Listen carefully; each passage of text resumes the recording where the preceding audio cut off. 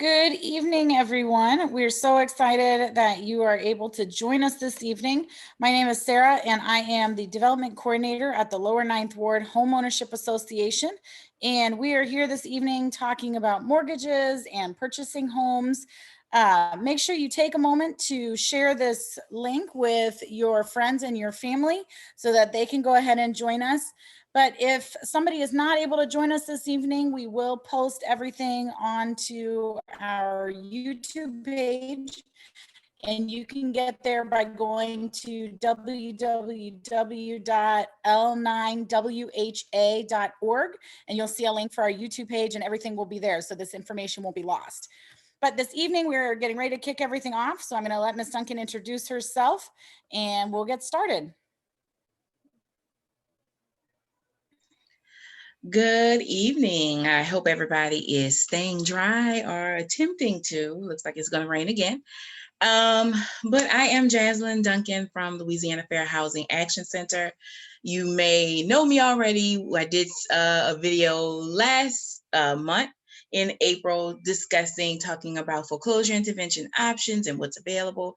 And so today we'll talk a little bit more about home ownership. What qualifies me to talk about this? I taught first-time homebuyer courses for the better part of the 14-year career.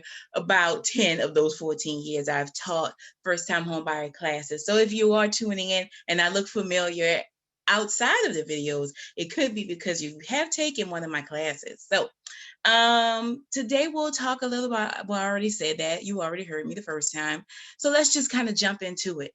So Louisiana Fair Housing, I just like to go over what we do so that you can know how to reach us. At the very end of the session, I'll talk a little bit about our contact information, how to reach us. But Louisiana Fair Housing Action Center is an agency that is funded partially by HUD, regulated by HUD, and it is our premise to enforce fair housing or the Fair Housing Act. And so for those agencies, landlords who are promoting housing discrimination in different ways, it is our agency that helps renters investigate and file complaints. Another part of our organization is the Homeownership Protection Department. Well, that's me. I am the director of that department. I assist with foreclosure intervention methods and counseling. And then in certain times I do a little teaching. And then we have our education department. Education is responsible for educating the community on the Fair Housing Act and identifying housing discrimination. And then lastly, we have policy.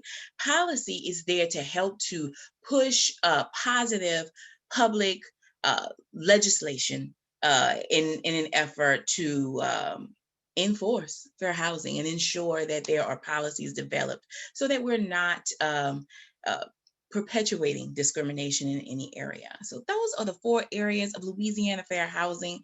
Just a little bit more about how we work. So I'm going to give you a little fair housing conversation or tutorial. So the Fair Housing Act enforces the 1968 Fair Housing Act, which outlaws discrimination in the provisions of housing based on race, color, religion, national origin, familial status, gender, and disability.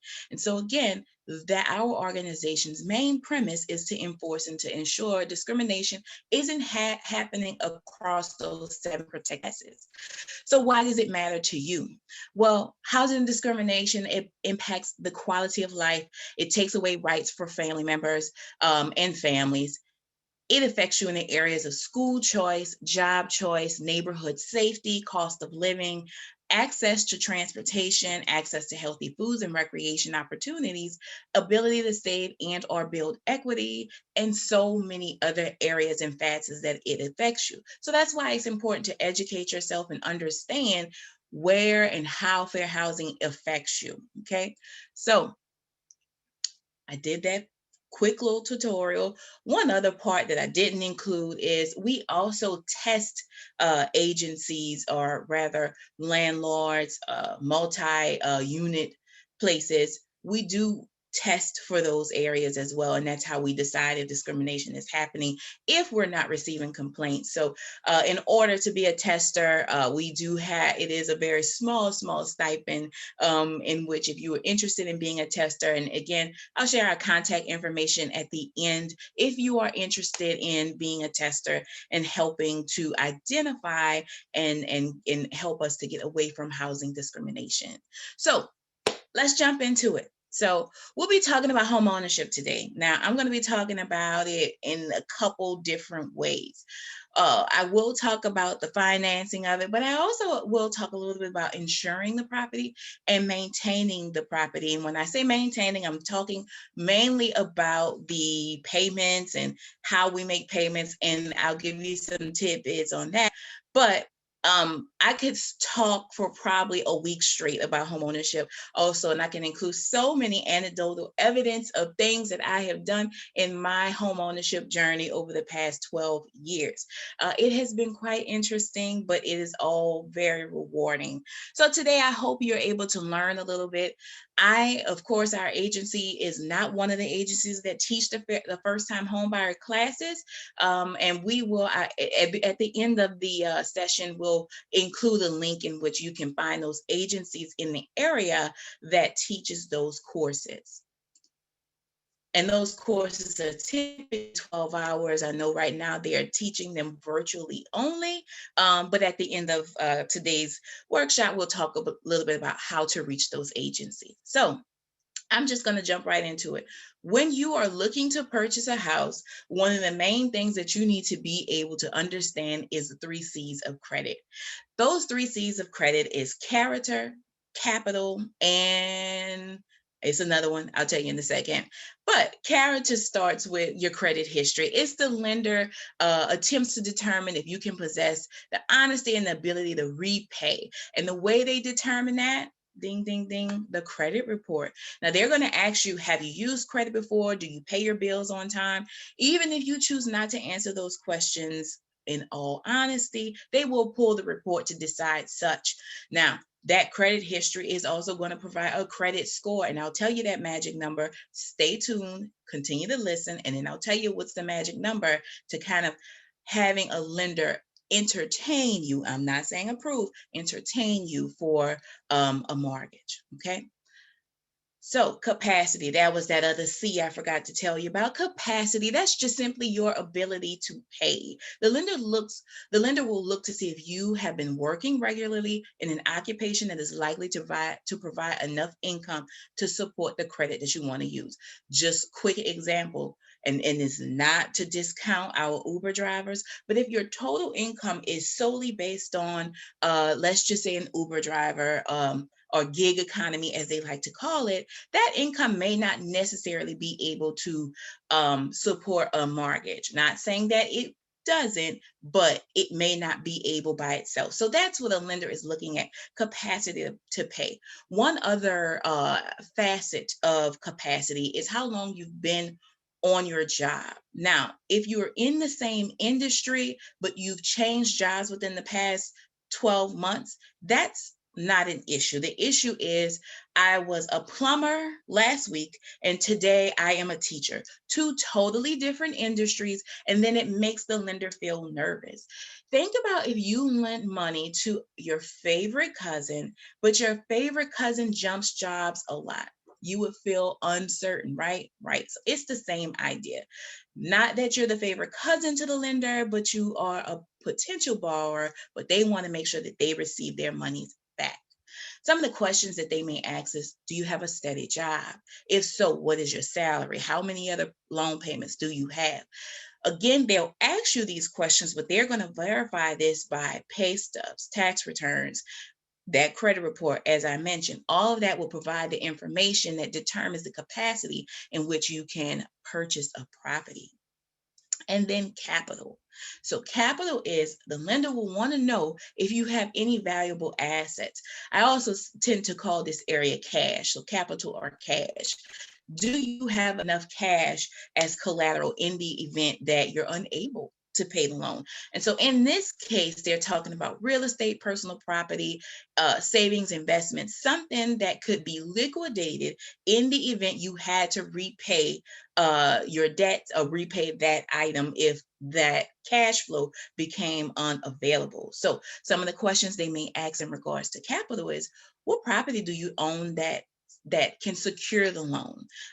Do you have a savings account? Do you have investments to use as collateral? Now, just back to the first question, if you, of course, you getting the loan to secure a home, obviously in that case, that asset, that house is what they're looking at. But in those times when you're looking to purchase something, they may look at what your savings looks like. And I'm just going to say, let's just say a personal loan, for instance. When they're looking at capital, they're looking at how can you pay them back in the event that cash becomes available. Okay, so just to clear that up. So credit. So I've talked about the 3 C's of credit. Now let's do a deeper dive into credit. Now, credit is one of my favorite things to talk about. I can, again, go on and on all day and talk about credit and how it affects you, positive or negative. But I only have a few minutes, so I don't have time to go all the way into it. But listen up. Lenders are typically willing to consider approving a mortgage for credit scores at 640 or above. Now, typically, I have that underlined on purpose because it does not mean a surefire rule. No, it does fluctuate based on loan type.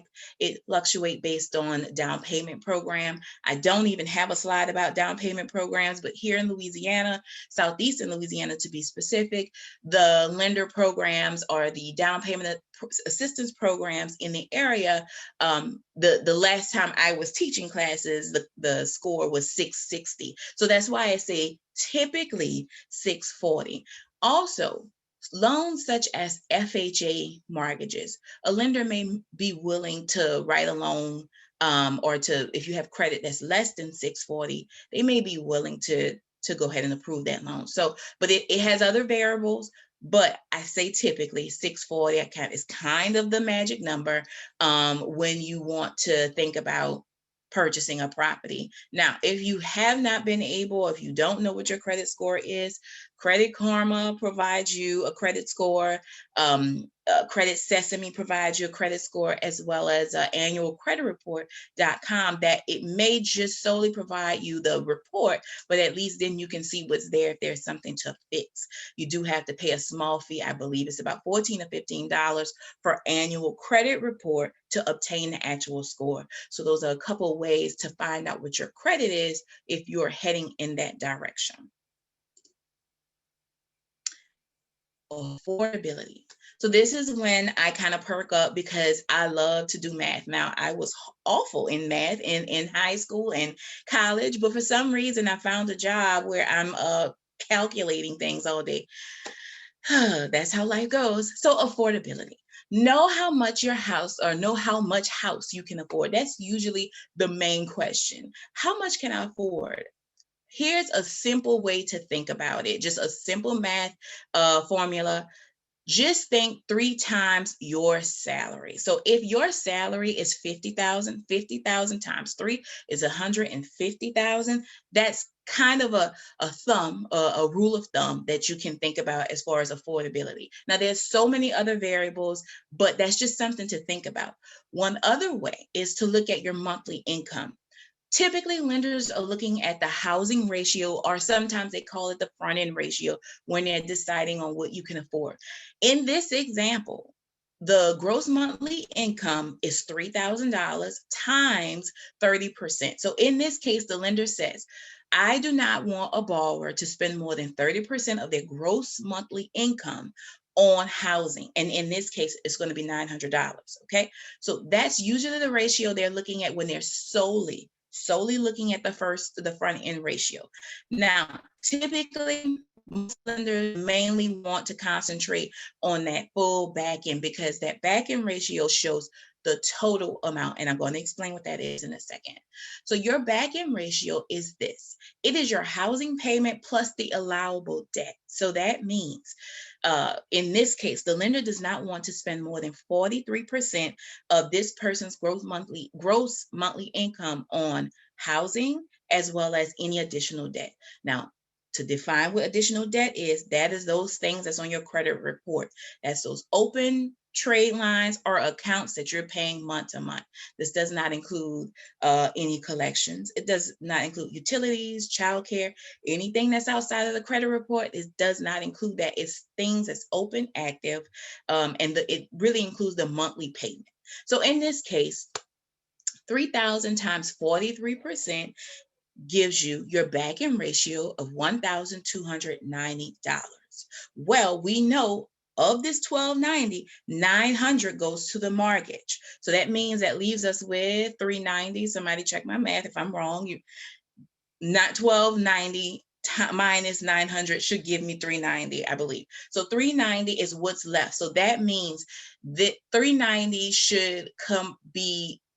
should comprise of, of student loans, credit card payments, car loans. It should not exceed that number. Now, if you don't have any debt, then the more the merrier. But this is just the way to create those parameters so that the lender can decide affordability and ability to repay, and those other threes that they were considering. This is how they begin to formulate what this person can actually afford.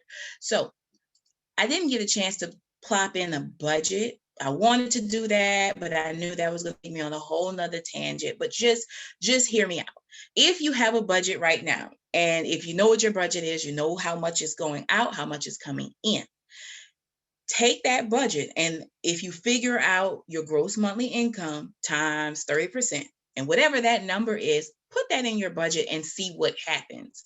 That is how you begin to figure out and understand how this new home payment is going to affect the household.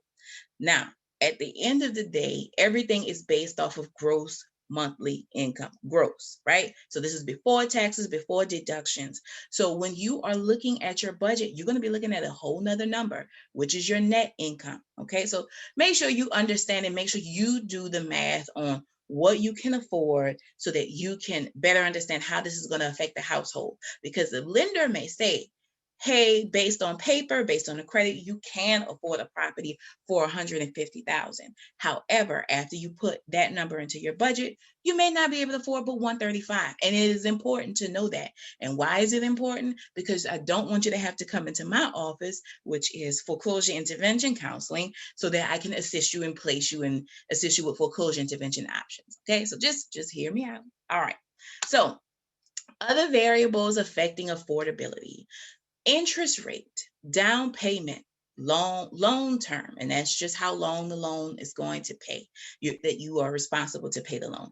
Mortgage insurance. Mortgage insurance is a small premium that's placed on your mortgage in the event you default. This protects the servicer or the lender. It does not protect you. Traditionally, I typically see for FHA mortgages, because you're only putting down 3.5%. Traditionally, there's a mortgage insurance premium. It's usually maybe $75 to $100, but that's built into your mortgage payment, and it's paid continuously until you are no longer a risk to the lender, which usually means you own about or you have paid down your loan to about 80% loan to value. And then the hazard and flood insurance. So just to recap this slide, because I said a whole bunch of stuff, other variables affecting affordability is the interest rate, down payment, loan term, mortgage insurance, and hazard and flood insurance. Again, I have taught classes and I have had clients come to me and say, oh, Ms. Duncan, I could afford, based off my math, I could afford $150. But now that I'm looking at this house over in Lakeview, and I'm not saying Lakeview has high insurance premiums, just an example, now I can't afford $150, I can afford less, and that's because of fluctuating or the increase of insurances. So that's just something to think about when you are considering purchasing a property. think about where you are, where the area you're interested in. And later on in the slides, I will provide you with the link so that you can see if the property or specific area is a flood zone or not. So again, this whole workshop is about doing the math, understanding terms, and understanding links and doing the research to get yourself ready for home ownership. One quick thing about interest rates. So I felt it was just so important for you guys to understand how interest rates affect you, just when we are looking at credit versus loan amount versus down payment. For this example, this is a person who has about credit score of about 700, between 700 and 719. This will be a person that would be considered excellent or good, okay? So that person will more than likely get the optimal, I'm not going to say the best interest rates, but they will get the optimal interest rates. Now, for a loan of about $180,000, if this person opts to get a loan at 2.65%, they will pay, and this is just the first 5 years, they will pay $22,000 in interest. As you can see, just 1 point above, they pay $10,000 more over a 5-year period on the same size loan. And if you just bring it down, if you look at the 10-year span, this same person paid $80,000 on 2.65 interest rate versus $124,000 on 3.87 interest. Here is why this is so important. If you go into a lender's office, or if you put in the application and the lender says, hey, I want you to pay off this, and this, because this will put you in a better situation as far as interest, this is what the lender is talking about tens of thousands of dollars. If it means that I will save $10,000, but I need to wait 6 months so that my credit could increase, then I'm definitely going to do that. So that's just something to keep in mind. I wasn't finished with that. That was just something to keep in mind. I'm going the wrong direction. Sorry, guys. When you are thinking about interest and how it affects you. Okay.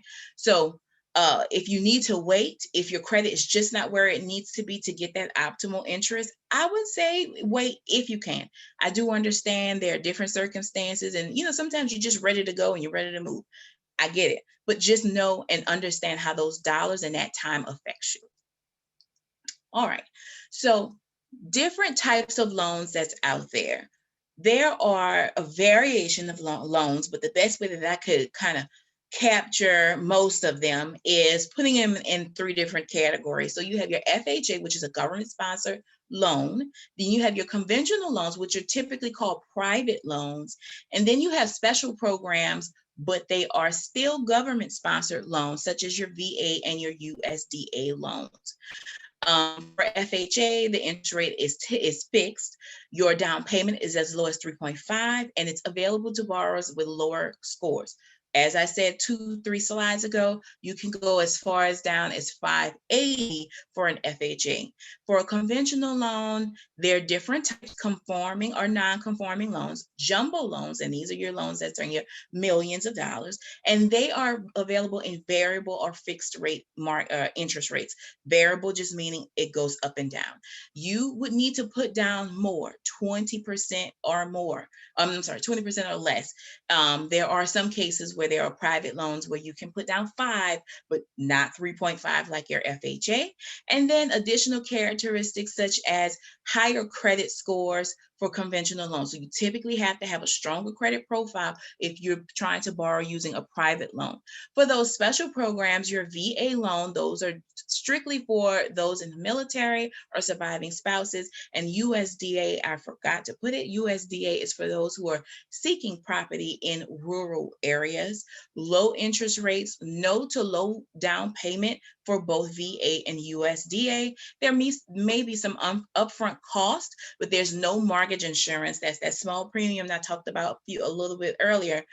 No mortgage insurance for VA loans, and then for USDA loans, they do have income restrictions. So that's just a quick snapshot. This is definitely not this is not all the loans that's out there, but this is a great just snapshot of how you group them and what you could qualify for. Of course, your lender decides on what you what you apply for, what you are eligible for. You put in your loan application, and then given those different variables they talk about, then if you are approved, then they decide what loan is best for you.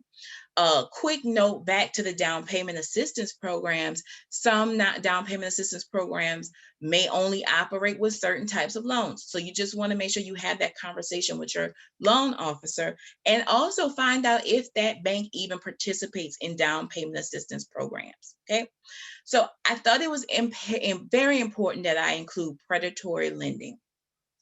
Predatory lending has to be a part of every homeownership conversation, because there are so many signs that you could find yourself, as sophisticated as you may be, you may find yourself in the grips of a predatory loan.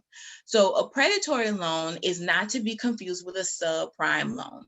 A subprime loan may be a little bit more costly, but it may not necessarily be predatory. I'm going to tell you exactly what predatory loans look like. So a predatory loan will typically have larger fees than usual. One case is the lender's fees. The lender's fees usually do not exceed more than 3%. If you have a loan where the lender's fees exceed that, there is a chance that this loan, not only is it costly, but it has some predatory features to it. Another idea or another sign is the penalty for paying off early. We call it the prepayment penalty. This is a fee that's imposed on the borrower if they refinance or sell the property before the end of the loan term. So if you have a 30-year mortgage, you decided to refinance at year 8, you have to pay a percentage of that outstanding balance in order to move forward with the refinance. That is what a prepayment penalty is. Typically not on most loans, but just something to think about. Hopefully my computer does not fall off or turn off, but if it does and I run away, that means I'm going to run and get my charger. Okay. Inflated interest rates from brokers. That just means that a broker who is helping to broker your loan to different banks may increase their interest rate, and that interest rate comes back to that broker as what's called a yield spread premium. So if anything, if you are working with a broker, ask them if there's a yield spread premium based or built into your loan. That is a sure sign that you are being overcharged for this loan. Steering and targeting, singling out people of a certain demographic to push that borrower into an expensive loan. And a certain demographic could be our elderly community, our people of color. This is what steering and targeting tends to look like. One other feature that's not listed, but I've had firsthand experience with my clients, is soliciting the neighborhood. If they're soliciting the neighborhood and saying, hey, come refinance at my shop, that is a surefire sign that it is a predatory shop, or they're going to provide a predatory loan. Adjustable interest rates that explode. All that means is it may be pretty low for 4 or 5 years, and then at year 6, your interest rate jumps from 3.5 to 8.75. That is a feature of a predatory loan. Promises to fix problems with future refinances. Again, if your lender says, well, okay, this mortgage, it may not be that affordable, but in 2 years, I'm going to refinance you. That is a sign. The loan should be affordable at the time that you are signing papers. And then repeated refinances to drain you, which just means refinancing multiple times. And when we say drain, we mean we're stripping the equity. So if your house was worth $180,000, you took out a $20,000 loan, and then 6 months later, you continue to take out a loan over and over with the bait of, taking cash out to do whatever you need to do.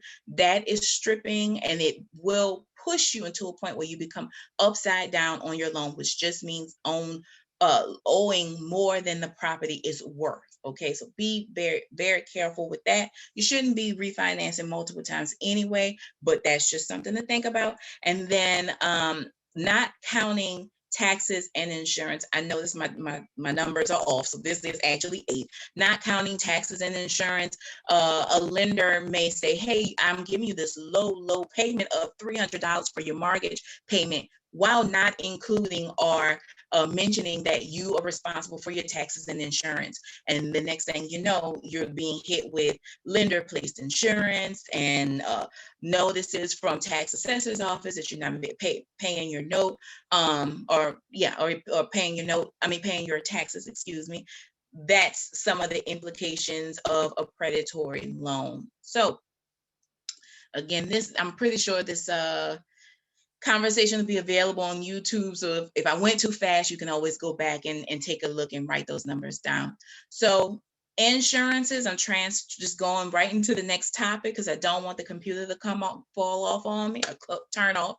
Homeowners insurance, of course, is made up of 4 sections. Your dwelling, which is the largest coverage, that's going to be the house, the structure itself. Your other structures is your garages, anything that's detached, shed, personal property. You take your house, you turn it over, everything that falls on the lawn, that's personal property. And then loss of use, if you're having to evacuate, hotel reimbursement, this is where your loss of use, not being able to use the property because of some type of natural disaster. Being reimbursed for that is loss of use. Coverage B through D is determined by your coverage amount for coverage A. So here's a quick example. This is how it's all paired out. So coverage B is going to be $5,000 if the coverage is $250,000. It's just 200, sorry, my numbers are wrong. 250 times 2% gives you 5,000. 250,000 times 50% gives you 125,000 for coverage C. And then 250,000 times 10% gives you 25,000. So that's just how they calculate those coverages. Again, they did whatever your coverage of coverage A is dictates the amounts for the additional coverages. Now, there's deductibles. Deductibles are homeowner policies generally have 2 deductibles, especially here in Louisiana. We have the hurricane deductible, but we also have the all perils deductible, which is just all risk of coverages for any perils. That's everything except the 10 perils that's listed in your policy. This is specifically in your policy. Anything that falls outside of that, you're not covered outside of those 10 perils. Then you have your additional deductible, which is the hurricane deductible, which is put in place when there is a named storm. So that just means if there is a rainstorm like we had last night, that was a bit much. If there was damage that incurred because of that, you would not use the hurricane deductible, although it felt like one. You would have to file a claim against your all perils, and you would pay the associated deductible for that. For hurricane deductibles, it's typically 2% of coverage A. So 2% of 200,000 will be $4,000. So that's how those deductibles work. And then for flood insurance may be required, but recommended. I should have put that word, depending on what flood zone you are in. Again, given what happened, what we see happening in Lake Charles, again, a regular rainstorm, and now people's properties are flooding. That's why I say recommended, even if it's not, flood insurance is not needed. Now, it can be expensive, but if you have an elevation survey, it can be mitigated. Your premium can be significantly reduced because of that. And for residential properties, you can secure up to $250,000 for the coverage for the building or dwelling, and the $100,000 for the contents. Now, remember, homeowners insurance does not cover flood, and so that's why I said it is important that if you're living in southeastern Louisiana, it will be recommended to get it, even if you're not in the flood zone. Just bringing your attention back up to that top bullet, www.floodsmart.gov/flood map zone /about. That brings you to the floodsmart.gov flood zone map. So that's just something to think about. If you have a property in mind, you can look and see if insurance is needed. But again, I recommend to get it, even if you're in a zone that is considered a low risk. Lastly, maintaining the property, the fun part. So make sure you understand your mortgage statement. You've purchased the property. Sorry about that. You purchased the property and now you have to understand what you are actually paying. So make sure you review your mortgage statement every single time, even if the information looks repetitive. Consider automatic payments. Read all correspondence that you get in the mail. I just had a situation where I got a letter from my mortgage company that said, "Hey, Miss Duncan, you're not fully insured on your property." And I was like, no, I don't think that's right. But again, that's because of what I do for a living. But I read through my documentation, called my servicer, and they say, "Oh, it was a mistake. So sorry." So they contributed to some stress this week. And then consider automatic payments. If you can, it makes life a lot easier if you can keep those mortgage payments automatic. And then contact your servicer or submit a written request for information in the event that something appears incorrect. It is so important. As you can see, what happened to me literally today. Services get it wrong, and sometimes you have to call them just to make sure it's corrected. So make sure you are understanding your information, understanding your mortgage. Make sure you know. All right. Make sure you know if your mortgage payment may change. So it could be interest, taxes, insurance, new fees, or again, mortgage servicer error. Those are the things that could affect your mortgage payment. Even if you have a fixed interest loan, taxes fluctuate, insurances fluctuate, which creates increases in your mortgage payments. And if you have an escrow account, that means that your payment is all your one mortgage payment takes care of taxes and insurance is diverted to your escrow account. So every year, your company, your servicer will do an escrow analysis to make sure they are pulling or adding the right amount to your mortgage payment. And sometimes we see dramatic shifts in the payment because the insurance is increased or taxes increased. So that's just something to know, that your mortgage payment may change for those reasons. But again, if you think it's a servicer error, call them first, then submit a notice or written correspondence to your mortgage company. And if they still don't fix it, then file a complaint with CFPB, and that's consumerfinance.gov. That link is at the end of the slides. And then lastly, learn what to do if you're having trouble making your payments. I talked about this last month about foreclosure intervention counseling. A lot of people are in that situation right now where they have arrears from any forbearances that they've been placed on because of COVID.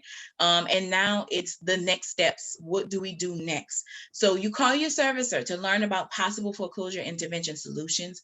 Contact your local HUD approved counseling agency, such as myself, and then apply for solutions if they are available. Again, it is my job to help and navigate homeowners who are finding themselves in the grips of foreclosure, to help navigate them through that. So there are people out there such as myself. Of course, this is my resources. I'm at the end, but this is my resources. As I mentioned earlier, if there's any information that just kind of stood out to you, more than likely I got it from consumerfinance.gov, but these are additional resources that I use to pull this information together. Of course, a quick Google search is always great, but I always like to do a lot of my research with the .gov on the end to make sure I'm getting reputable information. So this is where I went to pull together this workshop. And I did mention that I was going to put our contact information on the end, because not only do I teach and educate, but if you are interested in testing for fair housing, this is our contact information. This is our website, and this is our direct number, 596-2100. And if you wanted to reach out to me specifically, counselor.